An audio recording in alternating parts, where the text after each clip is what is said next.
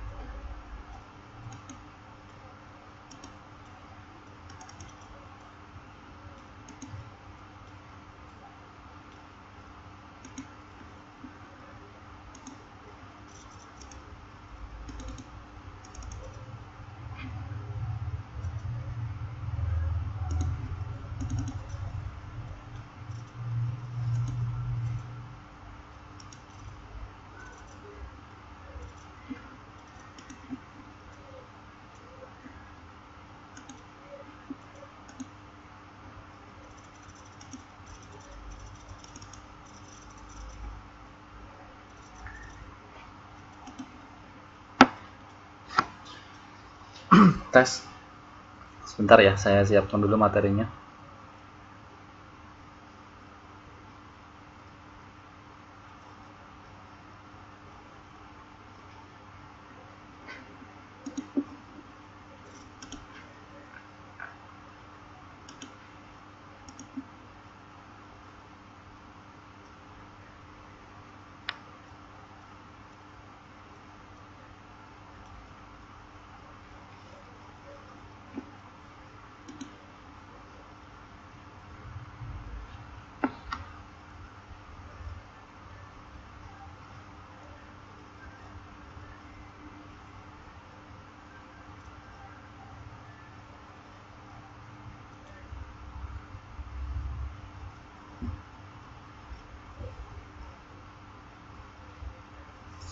Agak lama ini.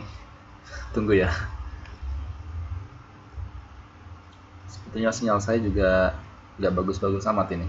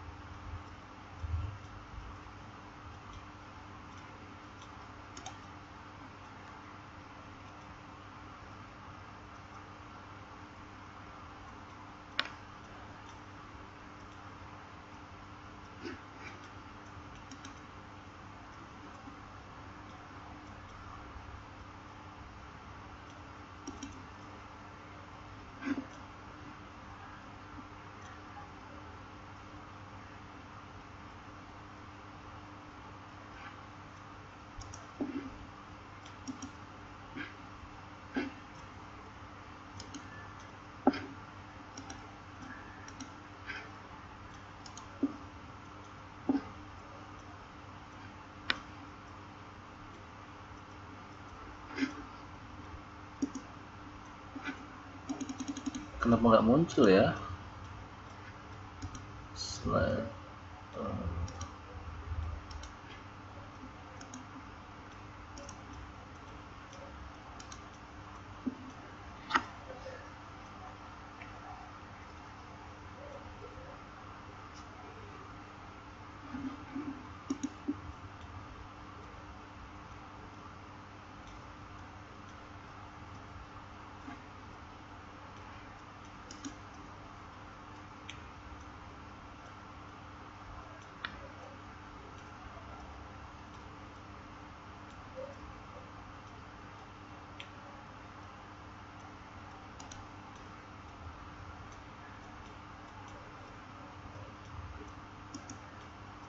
Oke, bisa kelihatan semua ya? Kelihatan nggak?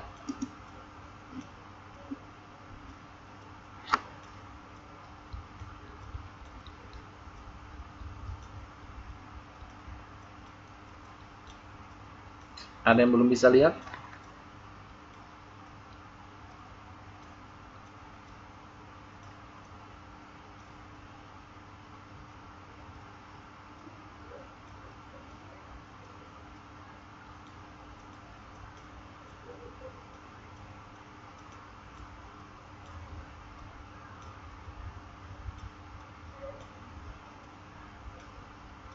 Oke, kita tunggu yang masih bermasalah.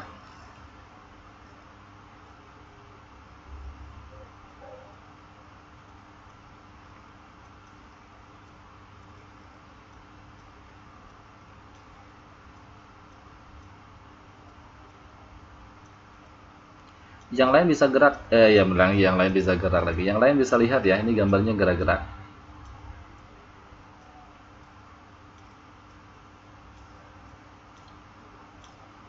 Oke, Mbak Maisita pakai apa? Handphone atau komputer?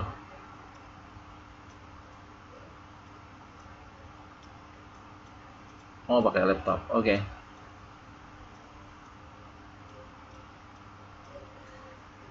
Kita masih menunggu teman-teman yang baru masuk.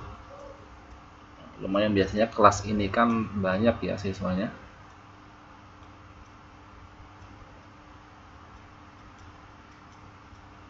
Kenapa Mbak Uliani? Mbak Mulyani tinggal di mana?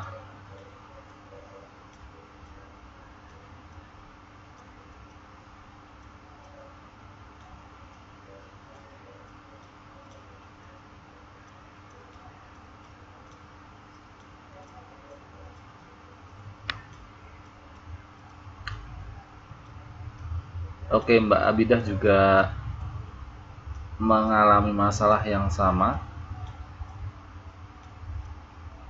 Muter-muter terus ya layarnya ya. Harus bawa ini kali ya. Obat sakit kepala biar gak pusing.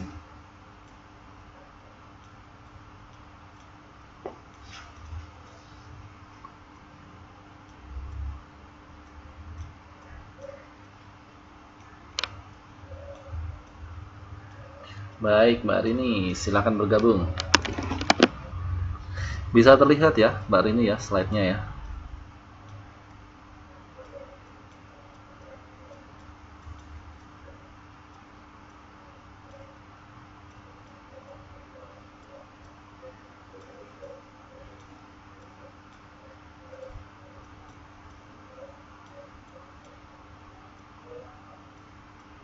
Oh gitu, sampai jam berapa bisanya?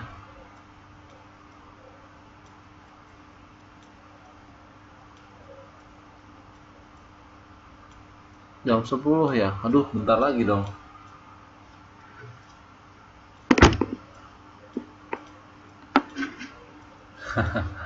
Oke. Baik, teman-teman sekalian, kita mulai saja gimana?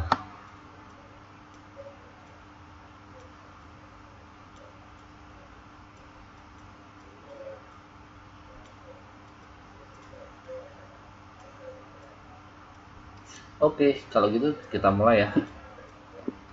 Assalamualaikum warahmatullahi wabarakatuh. Selamat malam rekan-rekan sekalian. Selamat berjumpa lagi di kelas IPS bersama dengan saya Pak Arik. Selama kurang lebih 160 menit ke depan yang sudah dipotong beberapa menit untuk menunggu kalian dalam persiapan materi gitu ya. Kita akan belajar bab pertama dari kelas IPS yang seharusnya malam hari ini memang sudah pertemuan yang keempat begitu menurut kalender akademik, tetapi karena memang ada halangan ya kemarin ya, sehingga pada pertemuan keempat ini harus digabung dengan pertemuan ketiga. Salah satunya adalah liburnya hari Senin kemarin ya, liburnya hari Senin kemarin, sehingga hari Senin kemarin, Senin malam kemarin bertepatan dengan Hari Raya Idul Adha. Oh ya, saya mengucapkan selamat Hari Raya Idul Adha ya buat teman-teman sekalian yang menjalaninya ya. Walaupun sudah 1 minggu yang lalu, tetapi karena memang baru punya kesempatan untuk interaksi dengan kalian secara langsung, jadi saya mohon maaf mengucapkannya baru sekarang.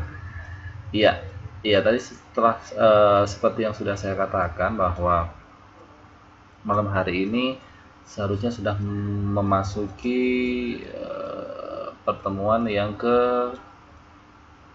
keempat ya. Jadi pertemuan pertama kemarin kita sudah isi dengan pengantar materi IPS, dan saya sudah menjelaskan berbagai macam bab kemudian metode pembelajaran, serta model evaluasi ujian-ujian yang akan kalian laksanakan selama kurang lebih 1 semester ini. Di pertemuan pertama kemarin, kemudian pertemuan kedua, mohon maaf karena pertemuan kedua saya isi dengan penugasan dan saya sudah menerima tugas-tugas dari teman-teman sekalian. Ada yang belum mengerjakan? Kalau ada yang belum mengerjakan, silahkan nanti hubungi saya ya. Atau mungkin kendala sinyalnya, atau kendala tidak bisa submit atau mengumpulkan. Tapi sejauh ini dari teman-teman yang menghubungi saya, setelah saya cek memang sudah masuk sudah masuk jawaban-jawabannya, sehingga tidak perlu khawatir. Jadi di sini saya hanya mengingatkan atau sekedar konfirmasi pada teman-teman sekalian yang mungkin belum mengerjakan soal tugas kemarin yang sudah saya berikan waktu hari Senin. Saya tidak bisa masuk pertemuan kedua karena saya ke Jakarta gitu ya.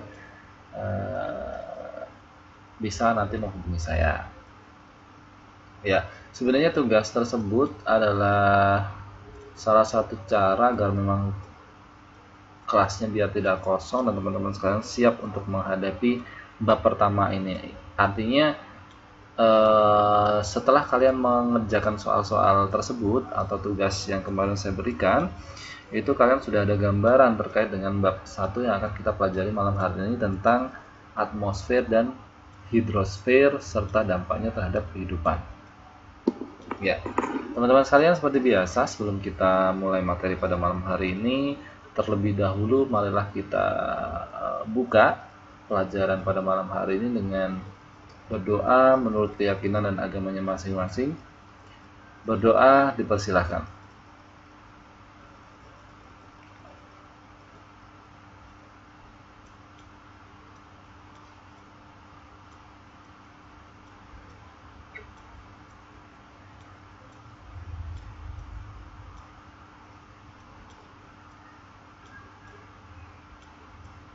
Berdoa selesai. Terima kasih. Mudah-mudahan dengan dibukanya dengan berdoa tadi, materi pada malam hari ini, proses belajar, proses diskusi yang akan kita pelajari pada malam hari ini, akan kita lalui pada malam hari ini bersama-sama, bisa mendapatkan ridho dari Tuhan Yang Maha Esa Subhanahu wa Ta'ala. Dan apapun yang akan kita pelajari pada malam hari ini, berapapun jumlahnya, sebanyak apapun yang akan kita pelajari pada malam hari ini, mudah-mudahan bisa membawa manfaat bagi diri kita sendiri maupun untuk orang lain. Perlu saya sampaikan teman-teman sekalian, kemarin saya sudah bagi untuk modulnya ya, saya sudah uploadkan, saya sharekan ke grup Facebook untuk materi-materi yang saya gunakan untuk pelajaran IPS. Jadi teman-teman boleh menyimak apa yang saya sampaikan pada malam hari ini dengan membuka modul bab 1 yang sudah saya kirimkan atau saya postingkan ke grup Facebook kurang lebih hari Jumat kemarin ya, 3 hari yang lalu, untuk nantinya bila ada klarifikasi atau hal-hal yang kurang dimengerti atau kurang jelas bisa langsung ditanyakan atau kita diskusikan. Nah, teman-teman sekalian bisa mungkin dicek kembali atau dipersiapkan sebelum saya memulai untuk menjelaskan device atau laptopnya, handphonenya, atau yang punya pakai tablet gitu ya, dicek terlebih dahulu kekuatan sinyalnya atau kekuatan baterainya, jangan sampai nanti di tengah-tengah pelajaran terganggu karena baterainya habis tiba-tiba mati atau sinyalnya terputus, kemudian ada gangguan yang lainnya, hang dan sebagainya. Nah, silahkan nanti dicek ya sekarang ya, dicek dulu, mudah-mudahan tidak ada halangan. Dan jika nanti memang ada halangan, baik itu tidak bisa mendengarkan suara saya ataupun tampilan layar monitor kok tidak bisa bergerak atau masih muter-muter, jangan saya nanti di interupsi atau diberitahu supaya nanti saya bisa cek kira-kira permasalahannya ada di mana? Apakah memang permasalahannya itu ada di komputer saya, dari server saya, atau dari teman-teman sekalian, supaya nanti ketahuan titik temunya dan tidak terlalu lama untuk mengganggu proses belajar mengajar, dan kita cari solusinya bareng-bareng. Baik, teman-teman sekalian, ya seperti tadi sudah saya katakan bahwa malam hari ini akan saya gunakan untuk mengisi dua kali pertemuan secara langsung untuk mengganti pertemuan hari Senin kemarin yang kosong. Dan materi pada malam hari sudah saya siapkan, yaitu dengan judul atau dengan topik bahasan yaitu atmosfer dan hidrosfer. Ya, atmosfer dan hidrosfer. Ya. Nah, ini modulnya ya, kemarin yang saya sudah berikan. Jadi malam hari ini kita akan belajar tentang atmosfer dan hidrosfer. Mungkin teman-teman sekalian ada yang sudah paham atau ada yang sudah tahu tentang atmosfer dan hidrosfer. Tetapi mungkin ada beberapa dari kalian yang mungkin bertanya-tanya, oh saya baru pertama kali mendengar istilah atmosfer dan hidrosfer. Apa itu atmosfer? Apa itu hidrosfer? Nah, ini yang akan kita bahas pada malam hari ini. Harapannya setelah mempelajari bab ini nanti ya, setelah mempelajari materi ini, teman-teman sekalian itu bisa memiliki keterampilan atau kemampuan menjelaskan lagi, atau istilahnya sudah paham ya tentang gejala-gejala atau apa yang terjadi di atmosfer dan hidrosfer serta pengaruhnya terhadap kehidupan manusia. Jadi ternyata kalau dari kalimat tersebut di bawah ini ya, bahwa atmosfer dan hidrosfer ini memiliki dampak atau pengaruh terhadap kehidupan manusia. Nah, sebelum kita membahas terlebih lanjut tentang atmosfer dan hidrosfer, ini saya sudah membuat sedikit penjelasan yang sudah digambarkan dari peta konsep di buku modul yang sudah saya berikan kepada teman-teman sekalian, bahwa sekiranya dari 25 halaman modul bab 1 yang akan kita bahas pada malam hari ini, kalau diringkas itu jadi peta konsep seperti ini, atau jadi apa ya istilahnya, chart atau map atau peta seperti ini. Jadi biar mudah untuk teman-teman memahami. Jadi istilahnya nanti atmosfer dan hidrosfer itu kaitannya nanti dengan cuaca dan iklim. Ya, teman-teman sekalian sudah tidak asing lagi ya dengan cuaca dan iklim. Nah, cuaca dan iklim ini itu dibagi menjadi dua macam supaya lebih mudah untuk mempelajari. Jadi cuaca dan iklim, nah tentu saja ini ada dua macam hal ya, cuaca dan iklim. Nah, keduanya, cuaca dan iklim, itu memiliki unsur-unsur yang menyusun ya. Baik itu unsur-unsur di pembentukan cuaca ataupun unsur-unsur pembentukan iklim. Nah, apa itu unsur-unsur pembentukan cuaca? Ternyata kalau kita lihat atau kita rinci terlebih lanjut gitu ya, unsur-unsur cuaca atau unsur-unsur yang membentuk cuaca itu ada tiga macam. Ada penyinaran matahari, ada awan, dan ada hujan. Nah, hujan ini akan selalu berhubungan dengan siklus air, karena hujan itu ada karena adanya air. Nah, air di bumi ini itu paling banyak terdapat di laut. Nah, itu nanti kita akan bahas lebih lanjut, tapi ini hanya sekian umum dari gambaran yang akan kita bahas pada malam hari ini. Nah, itu tadi unsur-unsur pembentukan cuaca. Bagaimana dengan unsur-unsur pembentukan iklim? Kalau iklim itu berbeda lagi. Jadi iklim itu sama cuaca beda loh ya. Cuaca macam-macam, ada musim hujan, musim kemarau ya. Kalau iklim itu ada iklim dingin, ada subtropis, tropis, kayak gitu-gitu. Nah, untuk pembentukan iklim sendiri itu ada tiga macam juga. ada letak daerah berdasarkan garis lintang, letak ketinggian suatu daerah, dan ada juga pembentuknya yaitu hujan. Ya, hujan tadi seperti yang sudah saya jelaskan bahwa memang hujan itu terkait dengan atau tergantung dengan siklus air yang notabene atau dia berasal paling banyak itu dari perairan laut. Tetapi kalau kita lihat dari perairan darat, ternyata di daratan itu juga banyak air atau memiliki kandungan airnya, baik itu air dari air tanah dan air sungai. Nah, itu merupakan cuaca dan iklim dari peta konsep. Nah, ini nanti kita akan bahas, tapi malam hari ini kita akan bahas terlebih dahulu atau kita awali dengan atmosfer dan hidrosfer.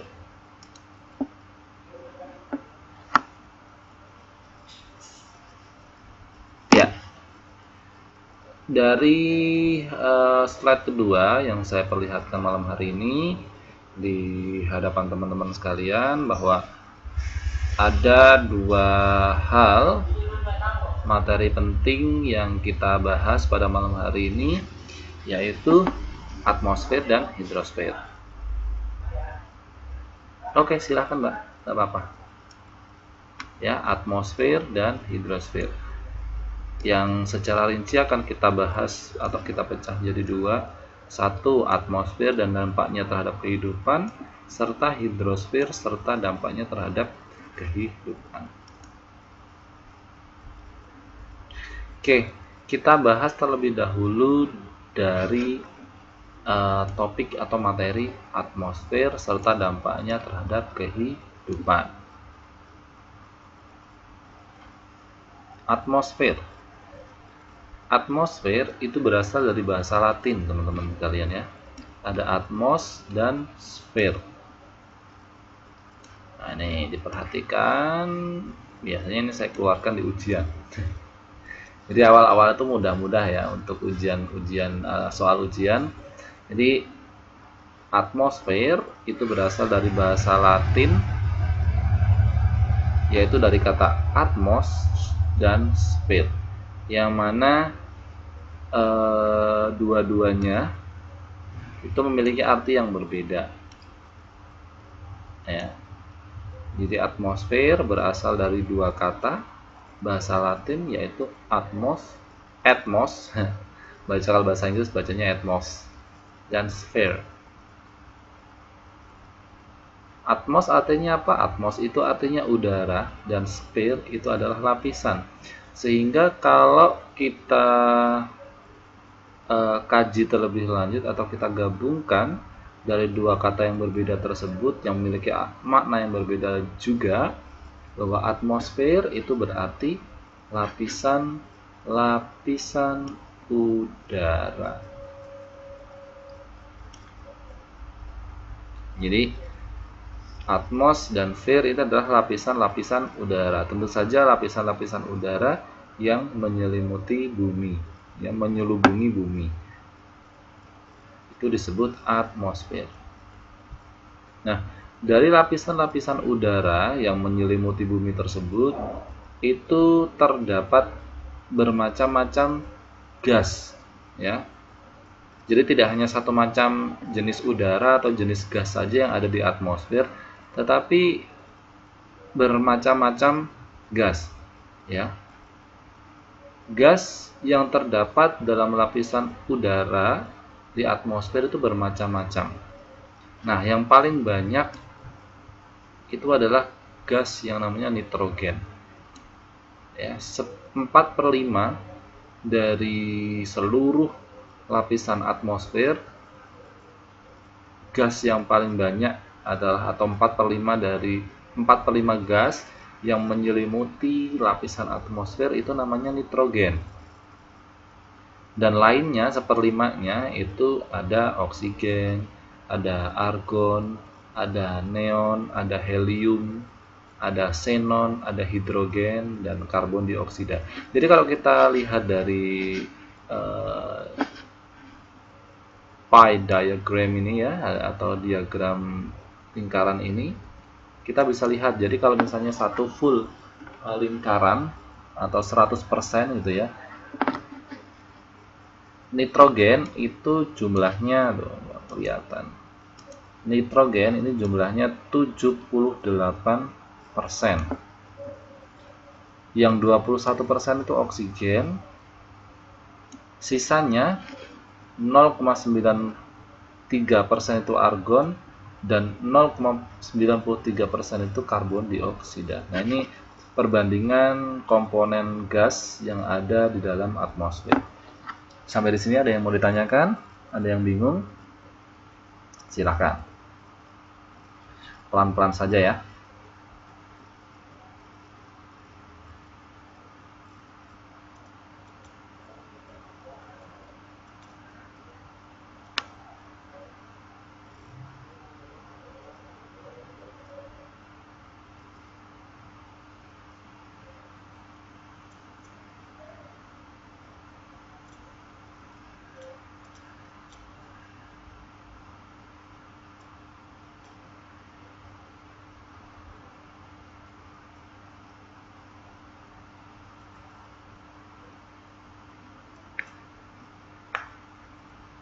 Oke, ada yang tanya tentang nitrogen. Nitrogen itu apa? Ya.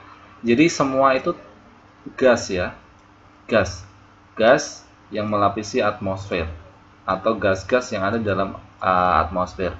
Nitrogen itu adalah gas yang diperlukan untuk pernafasan. Jadi yang kita gunakan untuk bernafas itu sebenarnya paling banyak itu adalah nitrogen dan campurannya adalah oksigen. Kalau argon, neon, helium, xenon, dan hidrogen yang lainnya itu adalah fungsinya untuk membuat udara di permukaan bumi itu menjadi lebih lembab, kemudian menahan sinar UV, sinar matahari, sehingga ketika sinar matahari itu masuk ke dalam bumi itu tidak langsung membakar bumi. Jadi masih tertahan oleh gas-gas di lapisan atmosfer tersebut. Jadi intinya semua gas di dalam lapisan atmosfer itu memiliki fungsi yang hampir sama, yaitu melindungi bumi dari benda-benda jatuh. Jadi kalau misalnya benda-benda langit yang jatuh ke bumi itu tidak langsung mengenai bumi, tapi dia akan terbakar di lapisan atmosfer, ya, terbakar oleh lapisan oksigen, argon, neon, helium, xenon, hidrogen, dan sebagainya. Itu fungsinya. Mungkin nanti ada penjelasannya di slide selanjutnya. Kita lihat aja ya. Nah, tadi ya kita sudah bahas ya bahwa atmosfer itu adalah lapisan-lapisan udara yang menyelimuti bumi, yang terdiri dari berbagai macam komponen gas. Ada nitrogen, ada helium, ada oksigen, kemudian ada ada xenon, ada helium, neon, dan sebagainya. Nah, ternyata atmosfer itu sendiri itu juga berlapis-lapis ya. Tadi kan kita memang kita sebutkan bahwa atmosfer itu memang lapisan udara yang menyelimuti bumi. Nah, kita perlu tahu lapisan atmosfer itu apa saja gitu ya, karena dari pengertiannya saja, dari istilahnya saja, bahwa atmosfer itu adalah lapisan udara atau udara yang berlapis-lapis yang menyelimuti bumi. Nah, ternyata ini ada beberapa lapisan atmosfer ya. Kita lihat dari bawah terlebih dahulu yang dekat dengan bumi. Ya, ada troposfer, ada stratosfer, ada mesosfer, kemudian ada termosfer, dan ada eksosfer. Ini adalah lapisan-lapisan atmosfer yang harus kalian pahami, yang setidaknya bisa hafal urut-urutannya atau karakteristiknya ya, sehingga nanti kalau ada soal misalnya stratosfer itu apa, eksosfer itu apa, kalian tahu. Kita bahas terlebih dahulu dari bumi. 1, 2, 3, 4, 5. Oke, bumi ya. Ini bumi di sini. Jadi di atasnya bumi yang dia masih bersinggungan dengan lokasi yang kita pijak gitu ya. Kita berpijak. Nah, di atas kita ya, Jadi kalau mengukur lapisan atmosfer itu ya ke atas, naik ke atas, tidak ke samping kiri atau ke bawah. Tapi ke atas kita berdiri, ke atas langit gitu ya, lapisan-lapisan atmosfer itu kita mengukurnya dari bumi ke atas. Yang pertama lapisan troposfer. Jadi lapisan troposfer itu adalah panjangnya ya. Jadi lapisan panjangnya itu adalah 0 km hingga 10 km ke atas dari permukaan bumi. Nah, teman-teman sekalian, setiap naik 100 meter ke atas gitu ya, suhunya itu turun 0,5 derajat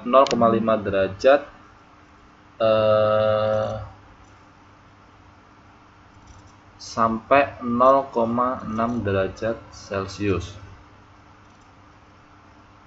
Ya, diperhatikan bahwa panjang atau luasnya lapisan troposfer itu adalah 10 km dari permukaan bumi ke atas.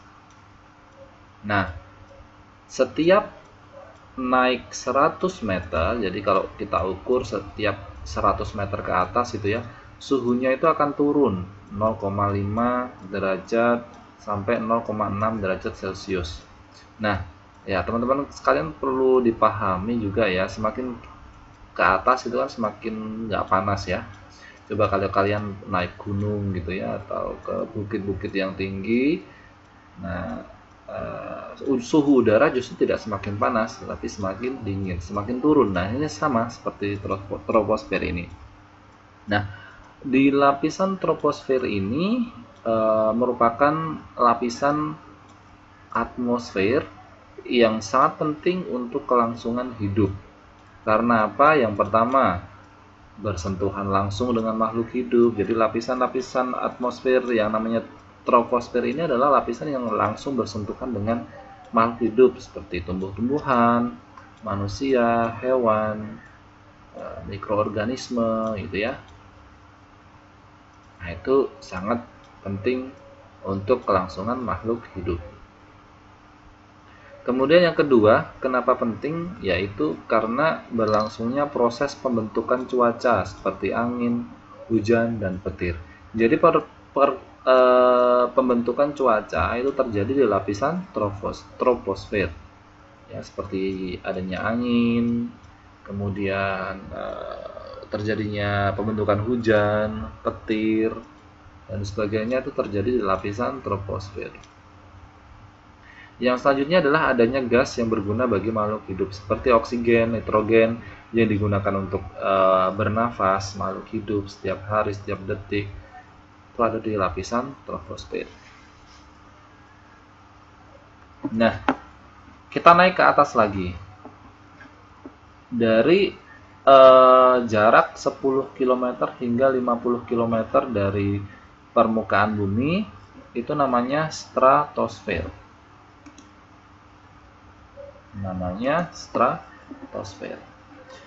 Seperti yang tadi sudah saya katakan bahwa stratosfer ini memiliki jarak dari bumi setelah troposfer yaitu 10 km hingga 50 km ya. Lapisan stratosfer ini sangat penting untuk kelangsungan makhluk hidup karena di stratosfer ini ada lapisan gas yang tadi menyusun atmosfer, yaitu tepatnya adalah gas ozon atau O3 yang dapat memantulkan sinar ultraviolet. Nah, lapisan stratosfer ini disebut juga dengan ozone layer.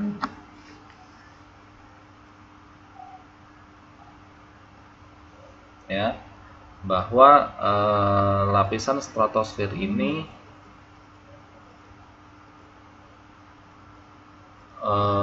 terdapat ozone layer-nya.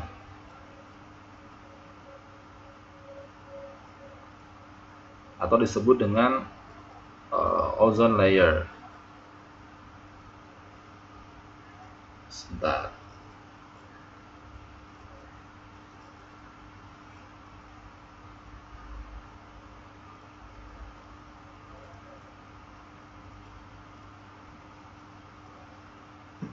Ya tadi ada juga yang tanya ya, jadi lapisan-lapisan atau gas-gas yang tergandung dalam atmosfer itu fungsinya buat apa ya? Ini di sini ada penjelasannya semua. Jadi yang di sini yang lebih spesifik adalah gas ozon atau ozone layer ini fungsinya adalah untuk memantulkan sinar ultraviolet. Jadi sinar matahari yang sampai ke bumi yang kita rasakan mengenai kulit itu sebenarnya sudah dipantulkan oleh lapisan stratosfer yang di dalamnya terdapat banyak sekali gas, terutama ozon atau O3 yang dia fungsinya untuk memantulkan sinar ultraviolet, sehingga sinar ultraviolet atau UV yang sangat berbahaya untuk kulit kita, bisa membakar, bisa bikin alergi atau bisa bikin ruam dan sebagainya kalau terkena langsung, itu bisa dipantulkan, sehingga sebenarnya sinar ultraviolet yang bisa sampai ke tubuh kita atau sampai ke bumi itu kadarnya itu sudah sedikit ya, karena sudah dipantulkan di lapisan 10 sampai 50 km di atas permukaan bumi. Nah, perlu diingat-ingat ya bahwa stratosfer itu disebut juga sebagai ozone layer atau lapisan-lapisan ozon yang bisa memantulkan sinar ultraviolet. Kemudian lapisan selanjutnya adalah mesosfer. Mesosfer ini tingginya ya dari 50 km hingga 80 km. Nah, biasanya mesosfer ini digunakan oleh orang-orang atau makhluk hidup yang ada di muka bumi ini untuk memantulkan gelombang radio. Jadi gelombang-gelombang radio atau elektromagnetik yang digunakan untuk komunikasi itu berada di ketinggian 50 hingga 80 km. Kemudian lapisan selanjutnya adalah lapisan termosfer. Lapisan termosfer ini berada di ketinggian 80 hingga 500 km. Nah, di lapisan ini kenaikan suhu udara itu sangat tajam karena radiasi sinar X dari sinar ultraviolet matahari. Nah, lapisan ini terdapat juga proses ionisasi sehingga lapisan ini disebut juga sebagai lapisan ionosfer. Jadi di lapisan ini juga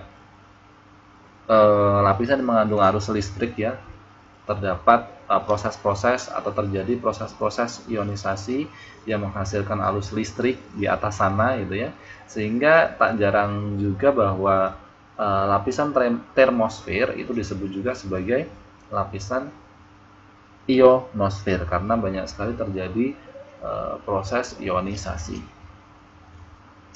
Nah, yang terakhir adalah lapisan eksosfer. Jadi lapisan eksosfer itu dimulai dari 500 km ke atas terus. Nah, lapisan ini merupakan batas terluar dari atmosfer yang membentang keluar ruang angkasa dan menyatu dengan radiasi matahari. Nah, unsur utama dari lapisan gas ini adalah gas hidrogen. Lapisan eksosfer, unsur utamanya adalah lapisan gas hidrogen. Oke, sampai di sini ada yang mau ditanyakan sebelum saya lanjut?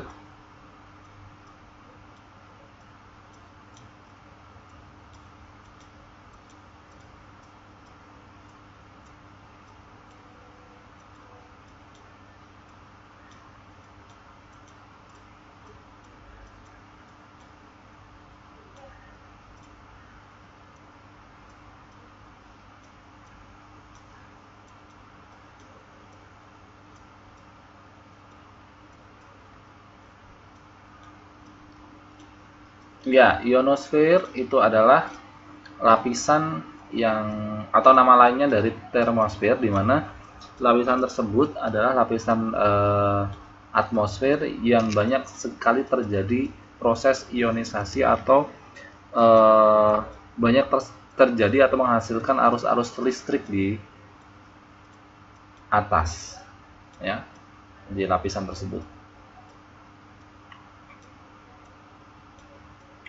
Salah ketik terus gimana?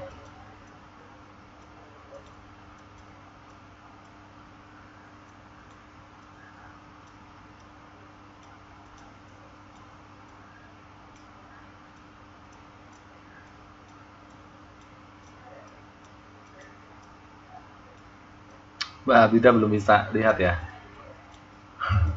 Sabar ya.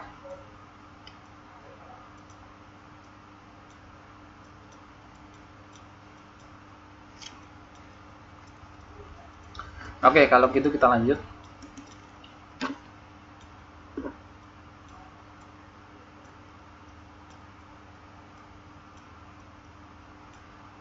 Nah, ini ada sifat-sifat atmosfer yang perlu kalian ketahui. Yang pertama, atmosfer atau lapisan udara itu transparan ya. Transparan terhadap beberapa bentuk radiasi. Jadi yang namanya transparan itu ya tidak kelihatan. Jadi kita tidak bisa melihat lapisan-lapisan atmosfer itu secara jelas. Misalnya ionosfer warnanya kuning, mesosfer warnanya hijau, kemudian troposfer warnanya merah gitu ya. Tidak bisa, karena semua lapisan atmosfer itu sifatnya adalah transparan, sehingga dengan ketransparanannya tersebut, lapisan udara atmosfer tersebut, sehingga sinar matahari pun bisa sampai ke bumi. Coba bayangkan kalau misalnya lapisan atmosfer itu berwarna-warni, misalnya mesosfer warnanya kuning, kemudian ionosfer warnanya hijau, troposfer warnanya coklat kayak gitu. Jadi sinar matahari itu mungkin susah ya untuk sampai ke bumi, jadi warnanya jadi abu-abu atau bagaimana.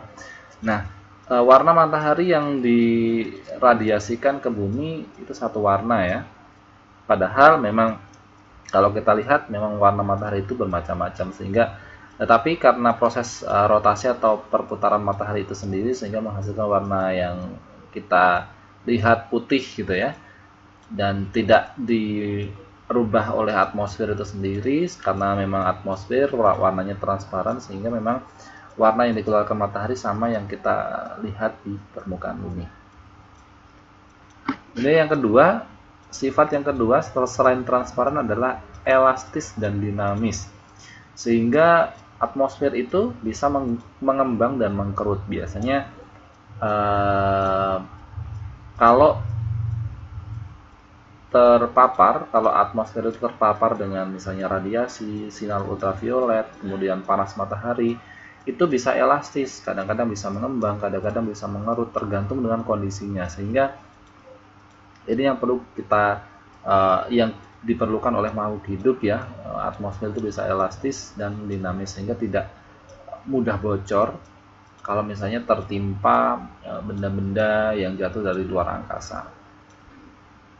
Nah, tadi sudah saya katakan juga bahwa atmosfer itu tidak berwarna, serta tidak berbau dan tidak bisa dirasakan. Jadi, kalau misalnya sesuatu hal kalian ketemu kok gasnya berwarna, atau sesuatu yang berbau atau enak dimakan, itu namanya bukan atmosfer ya. Itu namanya tahu, pisang goreng, kemudian apalagi dadar gulung gitu. Warnanya hijau, berbau dan bisa dirasakan ya, manis. Bukan atmosfer itu namanya. Kalau atmosfer itu tidak berwarna, tidak berbau dan tidak bisa dirasakan. Nah, tetapi selain transparan, elastis, dinamis, tidak berwarna, tidak berbau dan tidak dapat dirasakan, atmosfer itu memiliki berat, teman-teman sekalian. Sehingga berdasarkan dari mereka atau atmosfer itu yang memiliki gerak tersebut, sehingga menimbulkan tekanan. Ya, tadi sudah kita bahas beberapa macam, terdiri dari beberapa jenis gas, yaitu nitrogen, oksigen, karbon dioksida, kemudian xenon, helium, dan sebagainya. Terdiri dari beberapa gas. Kemudian juga terdiri dari beberapa lapisan yang sudah kita jelaskan tadi, ada lapisan mesosfer, stratosfer, troposfer, ionosfer, termosfer, eksosfer.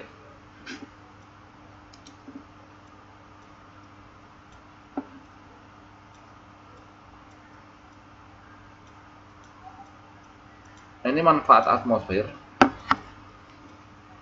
Yang pertama, menjaga suhu bumi supaya tetap hangat. Jadi sebenarnya atmosfer itu menjaga suhu bumi menjadi konstan, tetap gitu ya, tidak, kalau turun misalnya tidak terlalu stagnan, kalau panas tidak terlalu stagnan, karena memang atmosfer itu mengerti sekali suhu yang dibutuhkan atau suhu rata-rata yang dibutuhkan oleh manusia untuk bisa bertahan hidup. Ya gambarnya. Ya, yang pertama memang atmosfer itu menjaga suhu bumi supaya tetap hangat, ya, tidak panas, tidak dingin gitu. Yang kedua, menyaring sinar ultraviolet dari matahari. Ya, sinar UV yang sangat berbahaya untuk kulit kita itu bisa disaring sehingga ketika langsung sampai ke bumi itu tidak, kadarnya sudah tidak kuat lagi sewaktu sebelum mengenai lapisan atmosfer. Jadi misalnya hanya sekian persen saja untuk sinar ultraviolet yang sampai di bumi. Kemudian manfaat yang selanjutnya adalah untuk memantulkan gelombang radio yang biasa digunakan untuk proses komunikasi.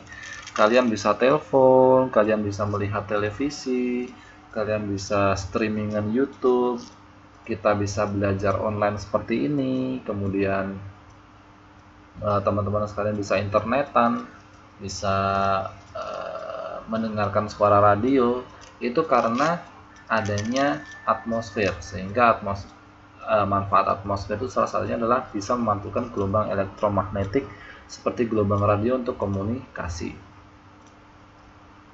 Yang keempat ini yang lebih penting ya, melindungi bumi dari jatuhnya batuan-batuan meteor atau benda-benda langit lainnya. Kemudian teman-teman sekalian, kita perlu ketahui bahwa bumi itu kan memiliki gaya gravitasi ya. Gaya gravitasi itu artinya sesuatu hal yang di atas pasti bisa jatuh gitu ya. Nah, itu gaya gravitasi inilah yang kadang-kadang menarik benda-benda angkasa luar angkasa ya, ada meteor atau batu-batuan itu bisa jatuh ke permukaan bumi kapan saja, karena di luar angkasa sana itu banyak sekali benda-benda langit yang memiliki karakteristik masing-masing.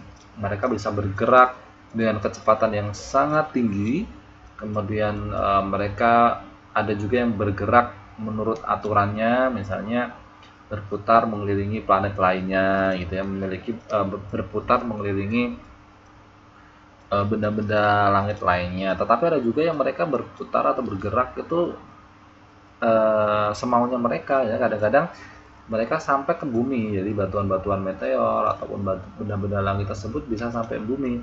Nah, ini kan sangat berbahaya kalau misalnya tidak ada atmosfer, dia langsung jatuh gitu ya, ngenain kota itu ya, jadi lubang dan sebagainya. Jadi memang ini sudah dibuat sedemikian rupa oleh Allah Subhanahu wa taala, jadi kita perlu patut bersyukur adanya atmosfer itu melindungi benda-benda langit yang jatuh langsung ke bumi.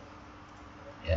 Sebenarnya kalau kita lihat itu pasti setiap hari ya, setiap waktu itu pasti ada benda-benda jatuh yang benda-benda yang jatuh ke bumi. Tetapi karena memang kita karena ada lapisan atmosfer sehingga kita tidak menyadarinya, karena sebelum sampai ke permukaan bumi benda-benda langit itu akan jatuh, akan terbakar terkena lapisan atmosfer, sehingga manfaat atmosfer yang keempat ini melindungi bumi dari jatuhnya batuan meteor atau benda langit lainnya. Ini maksudnya adalah ketika ada batuan meteor yang jatuh ke permukaan bumi, maka batuan tersebut akan di bumi hanguskan oleh lapisan atmosfer itu sendiri. Kemudian yang kelima yaitu adalah sebagai salah satu sumber daya alam yang memberikan kehidupan untuk makhluk di muka bumi ya. Salah satunya adalah oksigen, nitrogen yang digunakan untuk pernafasan manusia itu yang digunakan makhluk hidup untuk bernafas. Yang keenam, sumber tenaga yang paling murah karena kita tidak perlu beli ya. Jadi udara yang kita hirup, nitrogen, oksigen yang ada di permukaan bumi ini kita tidak perlu beli. Coba bayangkan kalau kita sampai beli gitu ya. Setiap detik, setiap sepersekian detik kan kita bernafas. Coba bayangkan kalau misalnya dihitung kalian itu setiap hari bernafas itu 10.000 kali dan satu hirupan nafas di charge atau disuruh bayar 500 rupiah. Coba harus berapa duit yang harus kalian berikan. Jadi ini mengingatkan kepada kita bahwa betapa maha pemurahnya itu Tuhan. Seberapa maha pemurahnya Allah Subhanahu Wa Taala ya sebagai Tuhan kita, memberikan semuanya itu serba murah gitu ya, sehingga kadang-kadang kita lupa untuk bersyukur. Oh, kita bisa bernafas dan untung kok udara itu tidak bayar. Coba kalau bayar ya, mungkin terjadi banyak sekali peperangan untuk rebutan udara ya, atau mencari uang untuk beli udara gitu. Ya, itu tadi ada 6 manfaat dari atmosfer. Ada yang mau ditanyakan sebelum saya lanjutkan?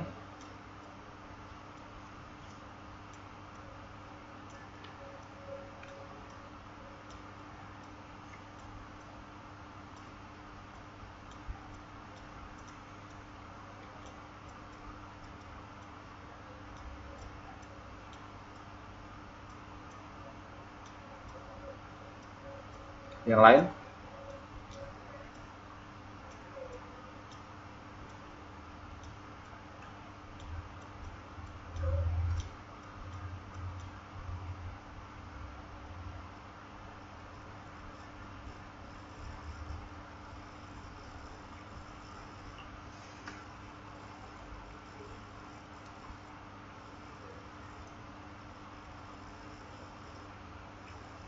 Ya, ozon.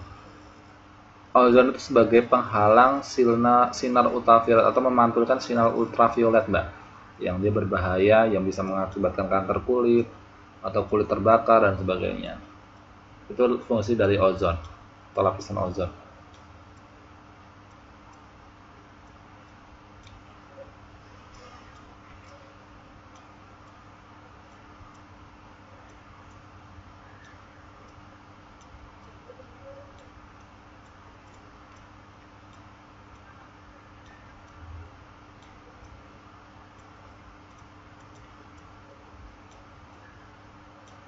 Yang lain?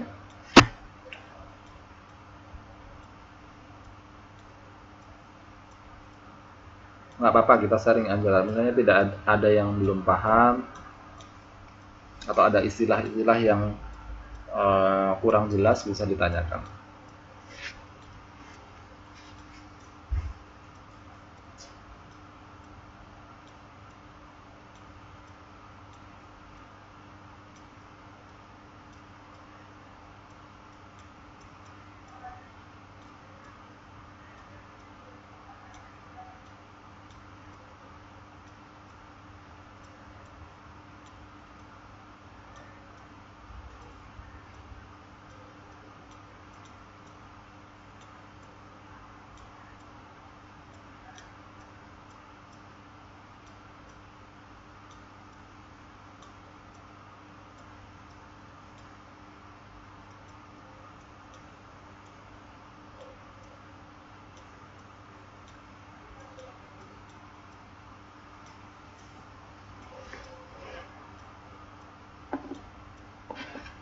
Kalau tidak ada, kita lanjutkan.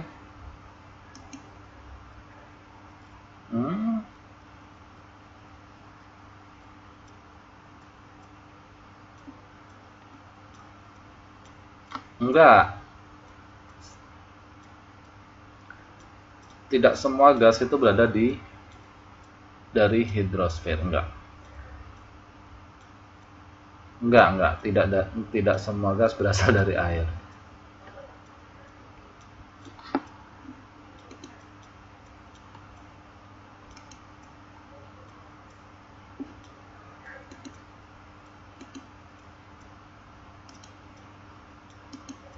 Oke, kita lanjutkan ya.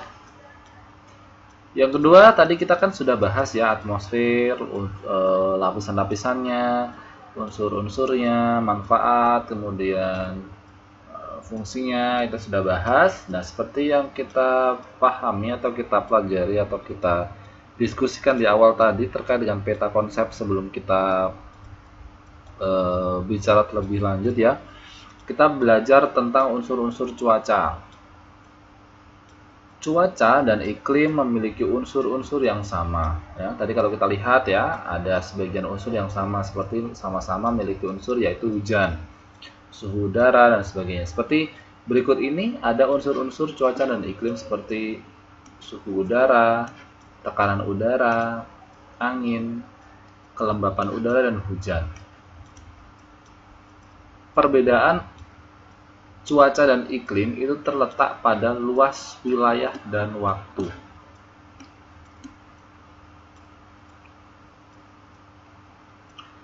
Cuaca wilayah itu relatif sempit dan waktunya relatif singkat, sedangkan iklim itu wilayahnya cakupannya relatif luas dan waktunya itu berlangsung sangat lama. Nah, kalau kalian ditanya ilmu yang pelajari tentang cuaca itu adalah meteorologi. Sedangkan kalau yang mempelajari tentang iklim disebut klimatologi. Jadi beda ya. Cuaca dan iklim itu berbeda. Bedanya apa? Kalau unsurnya itu sama, unsur-unsur yang dibutuhkan untuk mengukur atau mengetahui cuaca dan iklim itu sama-sama, yaitu ada suhu udara, tekanan udara, angin, kelembapan udara dan hujan. Tetapi kalau kita lihat lebih detail bahwa cuaca dan iklim itu berbeda. Bedanya di mana? Bedanya adalah pada luas wilayah dan waktu suatu tempat jika kita lihat keadaan cuaca atau iklimnya begitu. Nah, di sini ada dua hal yang perlu kalian pelajari atau kalian perlu ketahui. Oh ya, silakan Mbak Nia. Perlu kita pelajari atau kita ketahui bahwa ilmu yang pelajari cuaca itu namanya meteorologi. Kalau yang mempelajari iklim disebut klimatologi.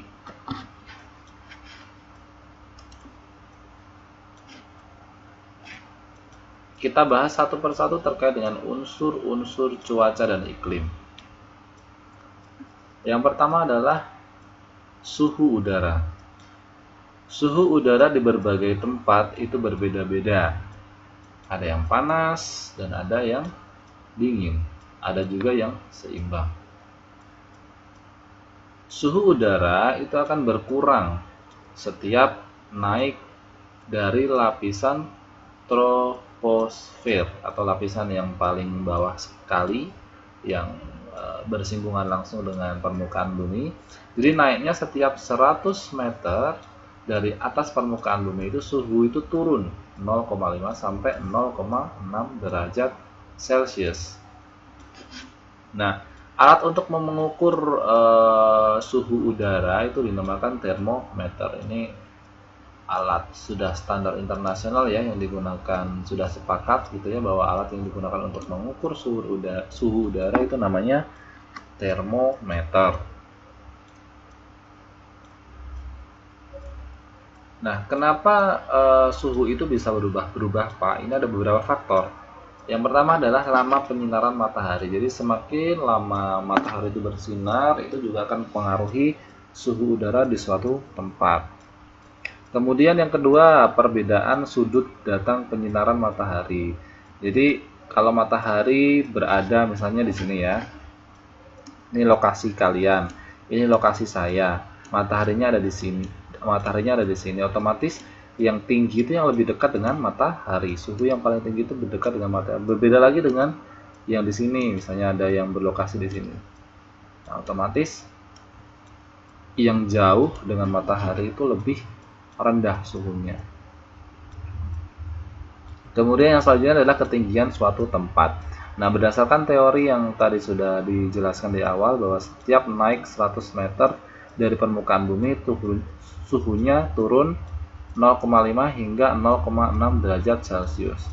Nah, ini sangat masuk akal ya ketika kalian naik gunung atau naik bukit, itu kan serasa adem ya di atas ya, serasa dingin, sejuk ya, karena memang suhu udaranya setiap naik 100 meter itu turun 0,5 sampai 0,6 derajat Celcius dari suhu rata-rata di permukaan bumi. Maksudnya di bawah itu ya, di rata-rata di daratan bumi begitu. Itu untuk suhu udara. Ada yang mau ditanyakan?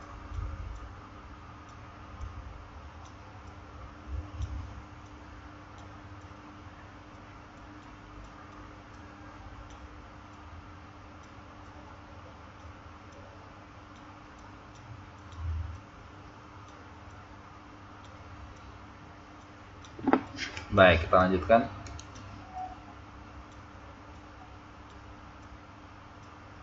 Ya, tekanan udara. Kalau tadi suhu udara, sekarang tekanan udara. Seperti halnya suhu udara teman-teman sekalian, bahwa udara di berbagai ruang permukaan bumi itu berbeda-beda. Ada yang tinggi, ada yang sedang, ada yang rendah. Jadi tekanan udara di Taiwan dengan tekanan udara di Indonesia itu tentu saja sudah berbeda-beda. Wilayah yang bertekanan tinggi disebut dengan wilayah yang memiliki tekanan udara maksimum.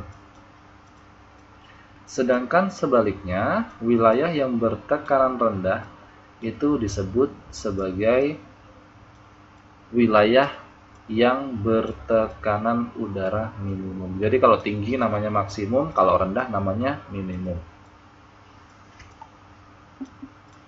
Ini ada istilah lagi ya. Jadi alat yang digunakan untuk mengukur tekanan udara adalah barometer. Jadi harus bisa membedakan, kalau suhu udara tadi termometer, kalau tekanan udara namanya barometer. Oke, silahkan Mbak Rini. Garis yang menghubungkan tempat-tempat yang memiliki tekanan udara yang sama disebut isobar. Ya, jadi di suatu wilayah mungkin akan ada sama tekanan udaranya dengan wilayah lain. Nah, ada itu akan dihubungkan dengan garis-garis tertentu. Kalau di permukaan bumi itu namanya isobar. Jadi ini sudah ada 4 istilah. Tekanan udara maksimum itu berarti tekanan udaranya tinggi. Tekanan udara rendah namanya tekanan udara minimum. Kemudian alat yang digunakan untuk mengukur tekanan udara namanya barometer. Dan garis yang menghubungkan tempat-tempat yang memiliki tekanan udara yang sama disebut isobar. Nah, ini ada alatnya, yaitu barometer. Ini kayak di gambar ini ya, barometer air raksa yang digunakan untuk mengukur tekanan udara.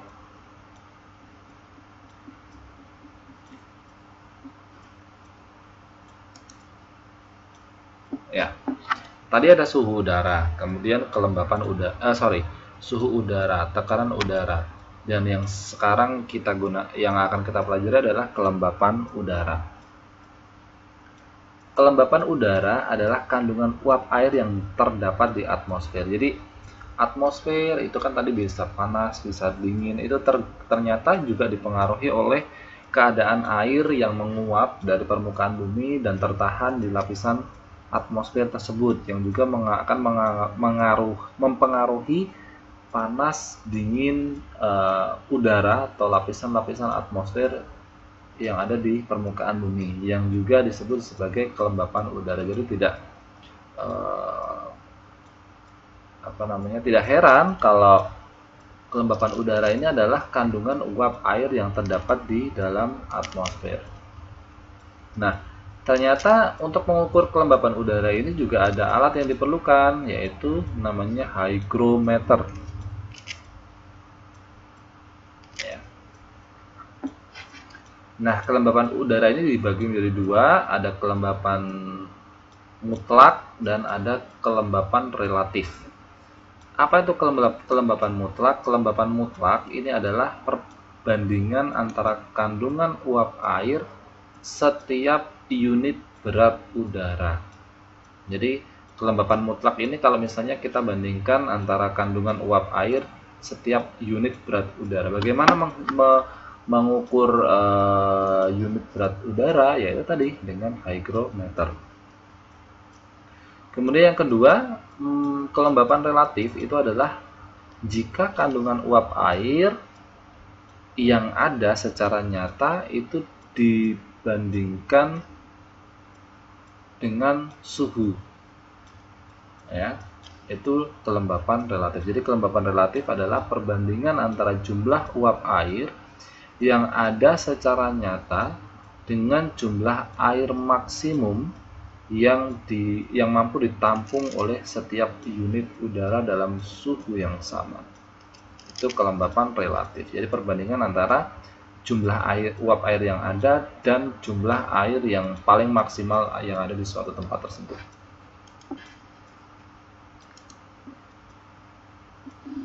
Yang selanjutnya adalah angin. Angin adalah udara yang bergerak. Ya. Angin bertiup apabila terjadi perbedaan tekanan udara, yaitu tekanan udara maksimum dan tekanan udara minimum. Angin itu bergerak dari daerah yang bertekanan maksimum dan ke daerah yang bertekanan minimum. Jadi sama seperti air ya, dari tinggi ke rendah. Nah, ternyata untuk mengukur arah angin itu dinamakan sisip angin, dan ada juga alat lain yang digunakan untuk mengukur kecepatan angin, itu namanya anemometer.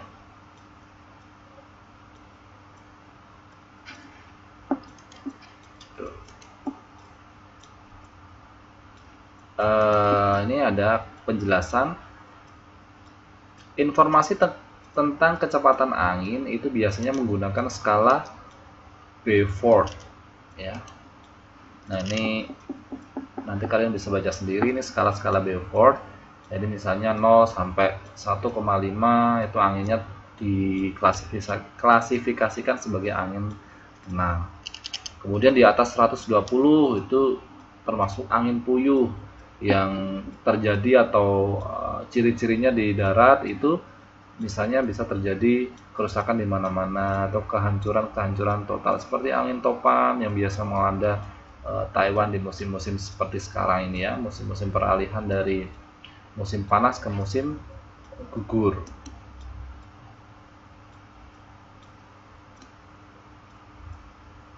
Oke, ini angin darat teman-teman sekalian. Jadi angin itu juga ada macam-macamnya. Ada angin darat dan ada angin laut. Kita coba sebentar, bergerak.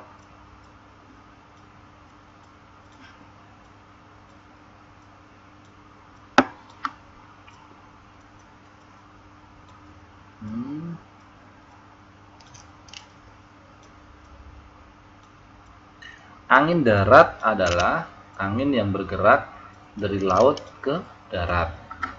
Biasanya digunakan oleh para nelayan untuk kembali ke darat. Berbeda dengan angin laut. Angin laut adalah angin yang bergerak dari darat ke laut. Ini digunakan untuk para nelayan untuk berangkat mencari ikan.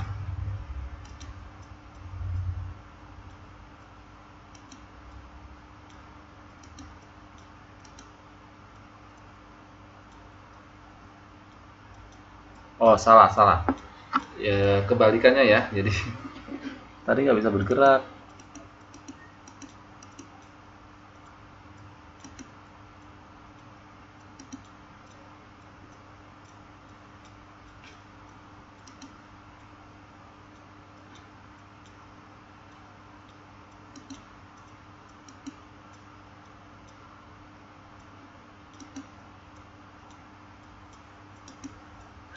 Ya, saya ulangi ya. Jadi angin itu ada dua macam, ada angin darat dan angin laut. Angin darat itu adalah angin yang berhembus dari darat ke laut. Biasanya digunakan oleh para nelayan untuk berangkat mencari ikan pada malam hari, ya, berhembus dari darat ke laut. Berbeda dengan angin laut. Angin laut ini adalah angin yang berhembus dari laut ke darat. Biasanya digunakan oleh para nelayan ketika mereka sudah selesai mencari ikan di malam hari dan pulang ke daratan.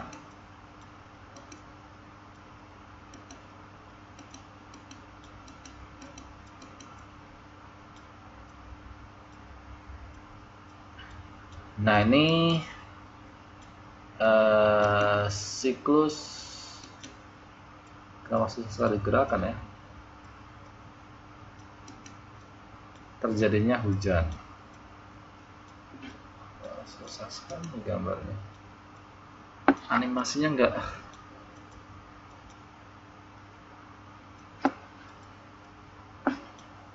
Ya, ini siklus terjadinya hujan ya. Jadi hujan itu berasal dari penguapan air, baik itu penguapan air laut, kemudian ada juga penguapan air darat, sama-sama naik ke lapisan atmosfer, ya. Di sana setelah mengumpul terus-menerus sehingga membentuk awan. Ketika awan itu sudah berkumpul menjadi banyak, ya,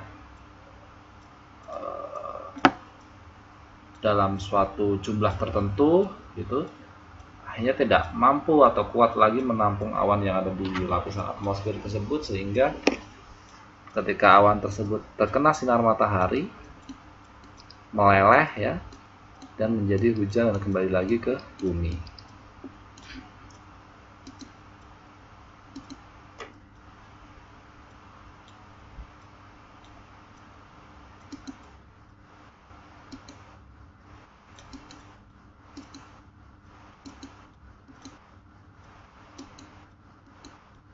Ini pembagian peta wilayah Indonesia berdasarkan garis lintang.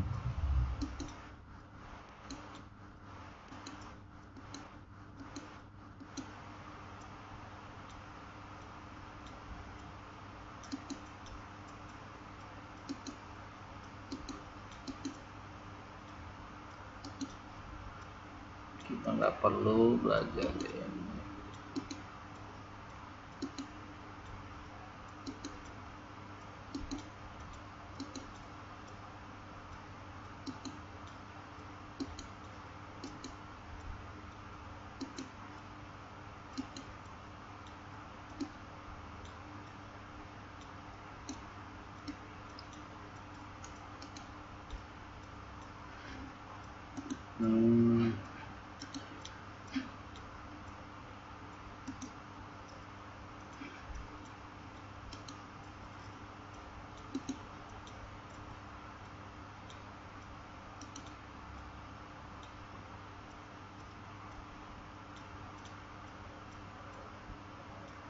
Oke, tadi kan kita sudah belajar terkait dengan angin darat dan angin laut ya. Ada lagi yang dinamakan angin gunung, angin lembah, atau angin jatuh. Ya, angin gunung atau angin lembah itu adalah angin jatuh atau angin kering yang bergerak menuruni lereng pegunungan dari atas ke bawah, gitu ya, sama saja.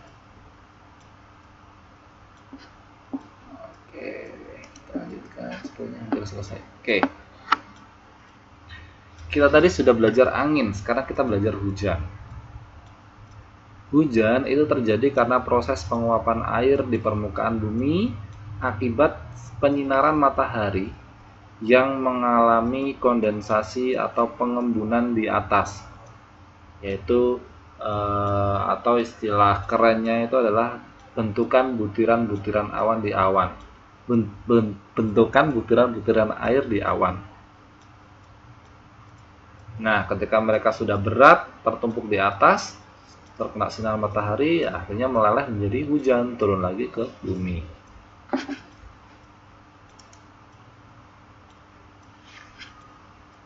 Nah, ini ada macam-macam awan, teman-teman saya sekalian. Kalau kalian melihat awan yang seperti ini, namanya awan cumulus. Kalau melihat awan yang seperti ini, namanya awan stratus. Kalau melihat awan yang seperti ini namanya awan sitrotratus.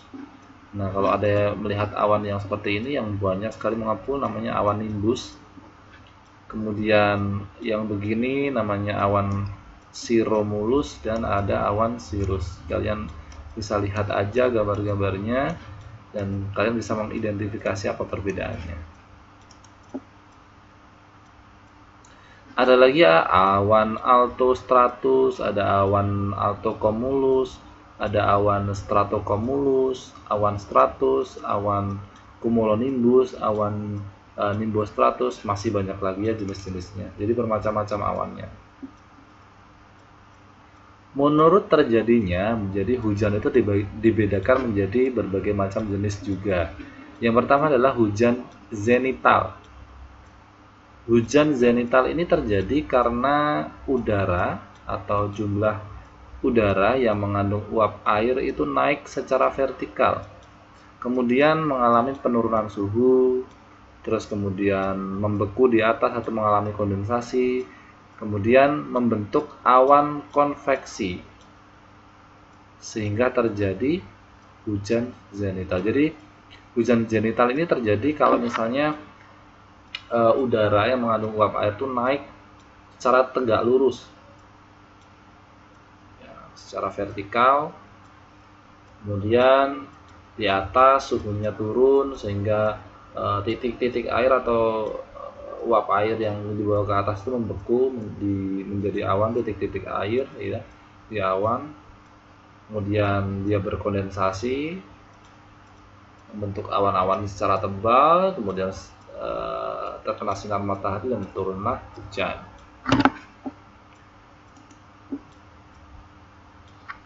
Yang kedua, hujan frontal. Biasanya terjadi di daerah pertemuan antara udara dingin dan udara panas. Massa udara panas yang kurang padat akan naik ke atas massa udara dingin yang lebih padat.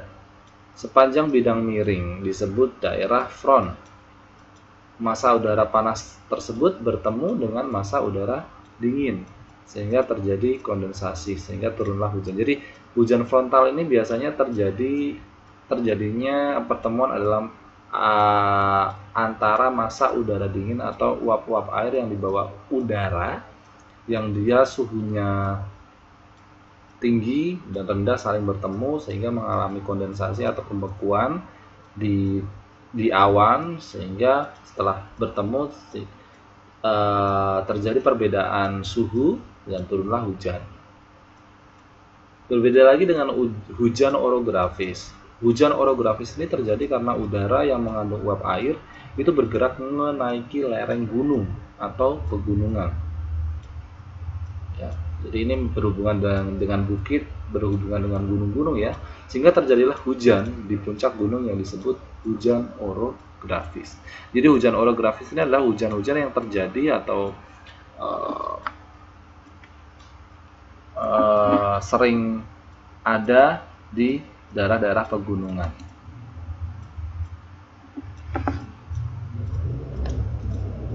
Nah, ini jenis-jenis iklim. Ada iklim matahari, ada iklim Junghun, ada iklim Fisis. Sebenarnya tidak terlalu detail. Nanti kalian bisa baca sendiri ini ya untuk detailnya. Jadi ini hanya bersifat hafalan saja. Jadi iklim matahari itu terbagi menjadi 4 macam. Kalau iklim itu dilihat dari iklim matahari ya, itu dibagi menjadi 4 macam. Ada iklim tropik, subtropik, sedang, dan dingin.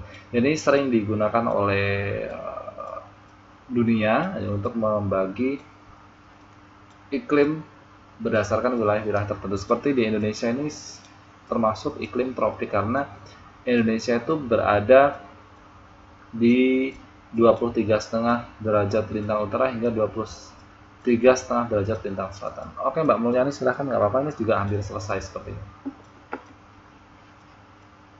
Ini nanti kalian bisa baca sendiri.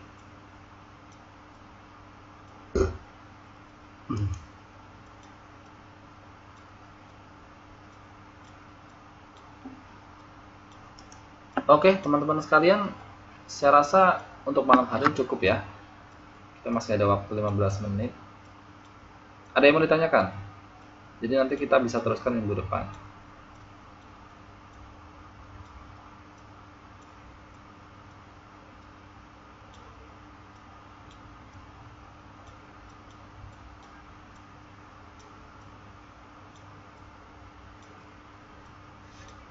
Baik, kalau tidak ada yang ditanyakan, mudah-mudahan malam hari ini ada manfaatnya.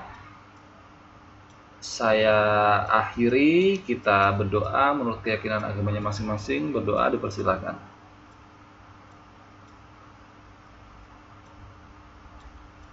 Berdoa selesai.